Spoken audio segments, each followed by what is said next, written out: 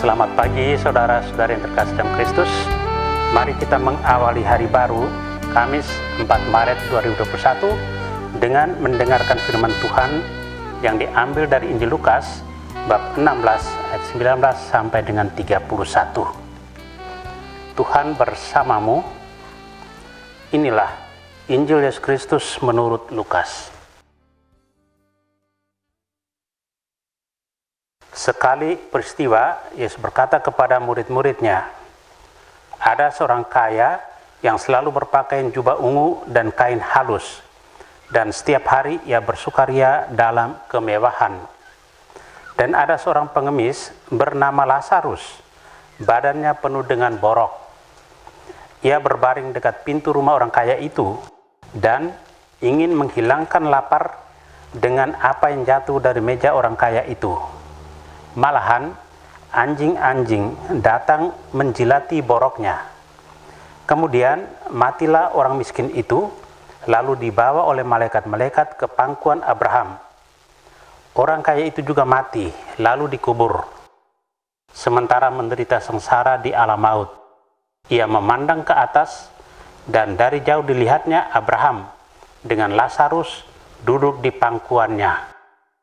Lalu ia berseru, Bapa Abraham, kasihanilah aku. Suruhlah Lazarus mencelupkan ujung jarinya ke dalam air dan menyejukkan lidahku, sebab aku sangat kesakitan dalam nyala api ini. Tetapi Abraham berkata, Anakku, ingatlah, engkau telah menerima segala yang baik semasa hidupmu, sedangkan Lazarus segala yang buruk. Sekarang ia mendapat hiburan dan engkau sangat menderita. Selain daripada itu, di antara kami dan engkau terbentang jurang yang tak terseberangi, sehingga mereka yang mau pergi dari sini kepadamu, ataupun mereka yang mau datang dari situ kepada kami, tidak dapat menyeberang. Kata orang itu, kalau demikian, aku minta kepadamu Bapa, supaya engkau menyuruh dia ke rumah ayahku, sebab masih ada 5 orang saudaraku, supaya ia memperingatkan mereka dengan sungguh-sungguh, agar mereka kelak jangan masuk ke dalam tempat penderitaan itu. Tetapi kata Abraham, ada pada mereka kesaksian Musa dan para nabi. Baiklah, mereka mendengarkan kesaksian itu.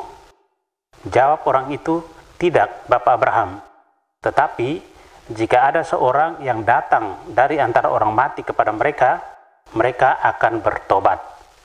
Kata Abraham kepadanya, jika mereka tidak mendengarkan kesaksian Musa dan para nabi, mereka tidak juga akan mau diyakinkan, sekalipun oleh seorang yang bangkit dari antara orang mati. Demikianlah Injil Tuhan. Saudara terkasih, tema yang akan kita renungkan hari ini, Tuhan melihat hati. Dalam hidup ini, kadang kesadaran kita datang terlambat. Hal ini juga dialami oleh orang kaya dalam bacaan hari ini. Orang kaya itu sadar ketika dia sudah berada di liang kubur. Dia lupa mempersiapkan masa depan.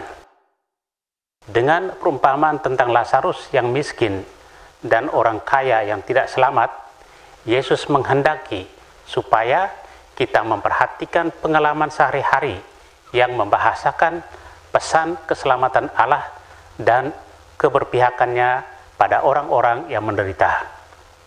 Kata-kata Abraham adalah petunjuk itu. Kalau orang tidak mendengarkan kesaksian Musa dan para nabi, orang yang bangkit dari kubur pun tidak akan dapat mengubah orang. Di sini kita ditantang sebagai orang beriman untuk senantiasa menemukan pesan keselamatan Tuhan dalam hidup sehari-hari. Injil menampilkan 2 sisi manusia yang sangat berbeda. Seorang berlimpah harta dan Lazarus yang miskin dan sakit. Situasi kaya yang hidupnya dikelilingi kenikmatan dan Lazarus yang hidupnya dikelilingi penderitaan.